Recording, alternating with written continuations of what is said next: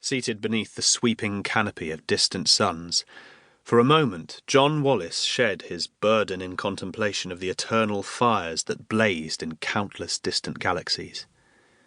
They were unmoved by the guilt he'd carried ever since the woman he loved had died in his arms, and they, like the jagged mountains that surrounded him, would stand undiminished when Wallace and everyone who might remember him were long dead.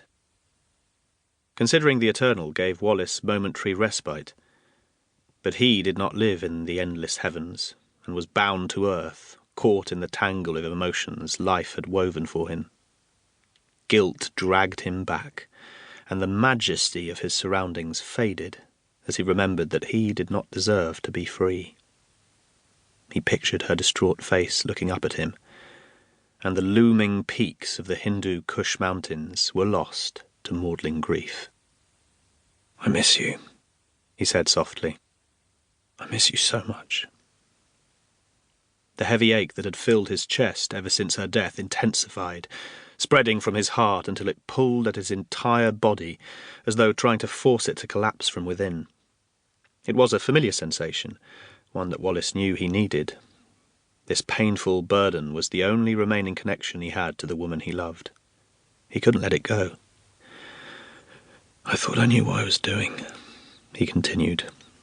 "I don't—" The peace of the forest was broken by the crunch of approaching footsteps, and Wallace fell silent immediately. "Troxiol!"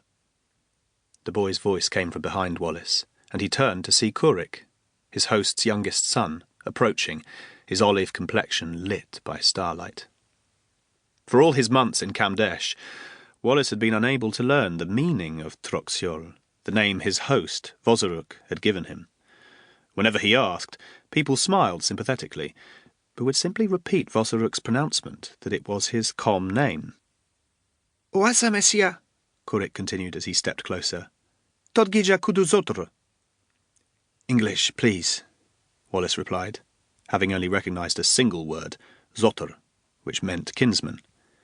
He could speak passable Pashtun and a little Arabic, but was still struggling with Kamviri, a dialect that was spoken by fewer than 10,000 people.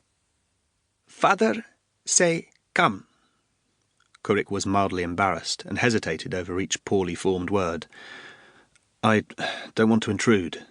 Wallace raised his hands and took a step back, but it was clear that his words and gesture were lost on the teenager. He wasn't ready to leave. His memorial had just begun. "Come!" Kurik responded emphatically before turning away. Wallace took a last look at the stars and tried to imagine his love up there with them, free. But he knew that the only place she existed was in the hearts of those who'd known her. It was with some resentment that he turned to follow the boy. Wallace's nightly conversations were a way of bringing her back to life, and tonight she would remain buried. Kurik looked back and smiled when he saw Wallace had started to follow. Wallace had spent a great deal of time in Afghanistan, and still didn't fully understand the country's complex culture. Forced together as a single nation by the British, Afghanistan was in fact a patchwork of provinces whose people often had more in common with their tribal cousins in Pakistan or Tajikistan than they did with those who shared their nationality. Wallace had travelled to Nuristan because all the reports he'd heard suggested it was still riven by conflict. The Nuristani tribes that had spent hundreds of years fighting each other had banded together to resist the resurgent Taliban. Western media presented the conflict as a simplistic struggle between government forces and Islamic militants, but the fight was far more nuanced. For decades, Nuristan had been known as Kafiristan, which, roughly translated, meant land of the infidels, so called because the locals had long resisted conversion to Islam. Pockets of the ancient Kalash faith still flourished in Nuristan, and even Muslim converts still observed the rites and practices of their ancestors' religion. The Nuristani tribes were doing what they'd done for decades, resisting the imposition of an alien authority, be it British, Islamic, Soviet, Taliban, American or Pashtun.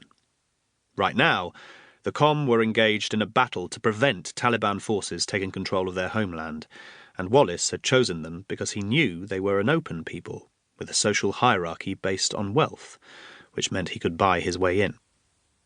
After some delicate negotiations in the capital,